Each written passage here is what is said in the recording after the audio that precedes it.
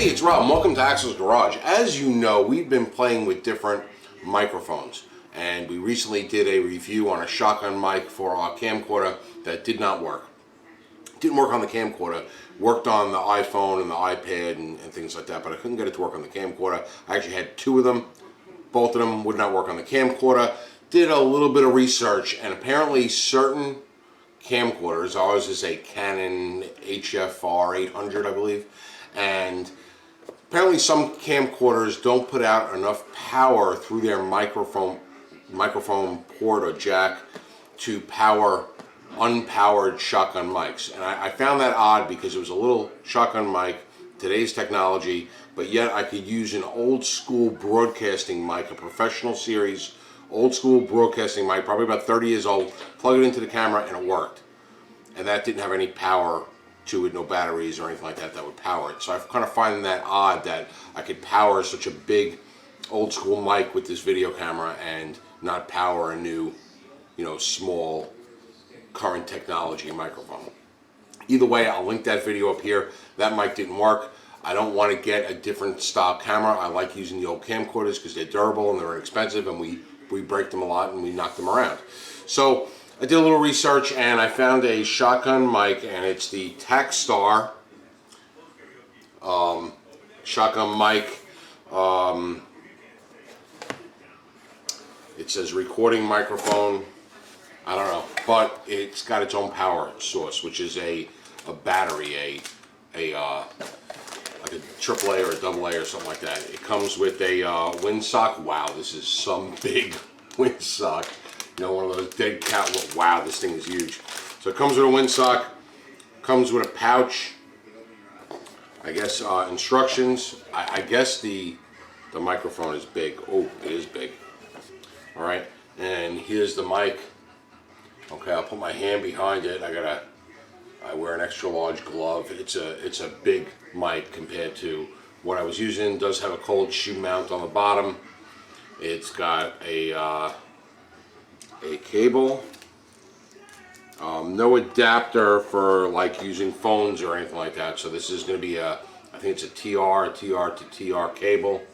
Oh yeah, it's hardwired. So it's just this one cable. If you needed to put it to a phone or a computer or something like that, you'd have to get the adapter piece.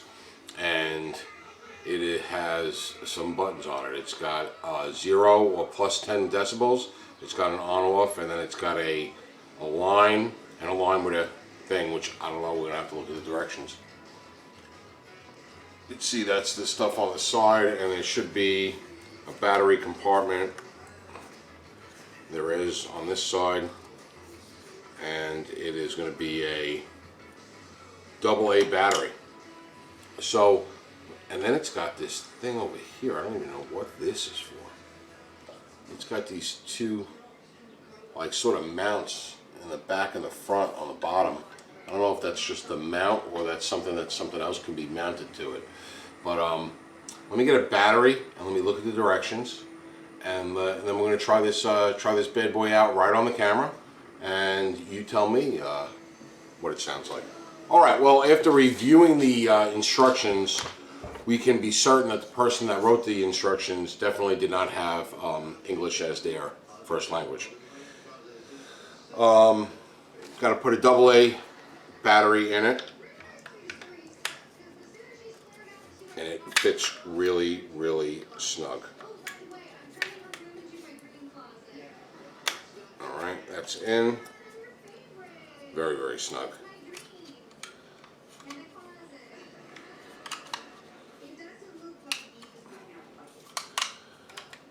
And the battery door is snug too. It's a little bit of a pain in the ass to get it in. Holy cow, it's a pain in the ass to get it in. It barely fits at all.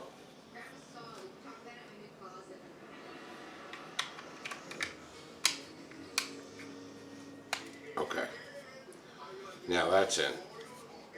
Now they say in the directions, power switch push to on for turning on the microphone, and conversely for turning off. So on, and I got a green LED, so let me turn it off. they said, I just thought I turned it off. Oh, I turned it off, okay. There, it's off, and when you turn it on, you get a brief red flash and then a green. Okay, then green.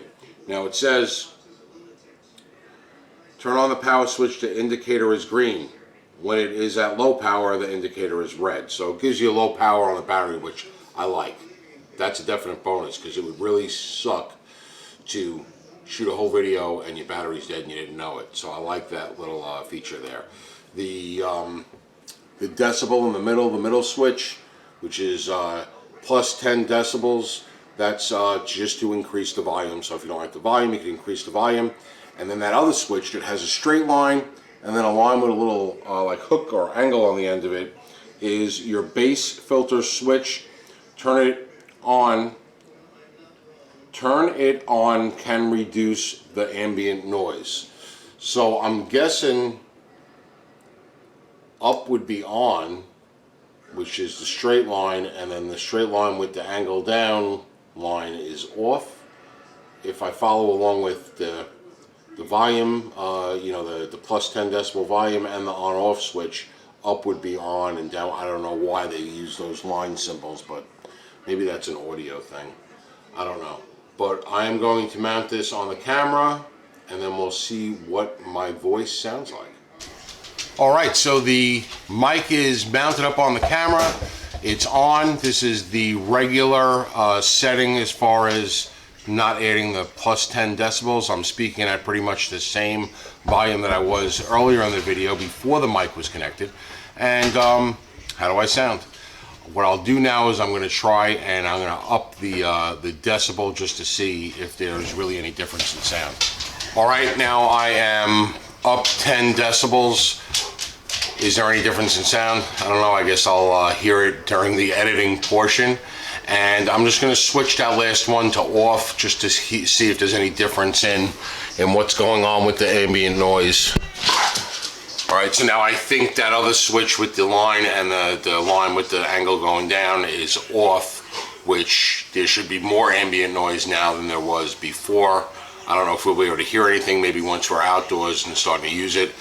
And we'll see how it is. So this is the TAKSTAR on Amazon. It came up as an Amazon recommended.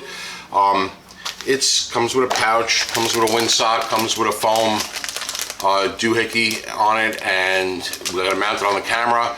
I'll put a picture of what it looks like set up on the camera here.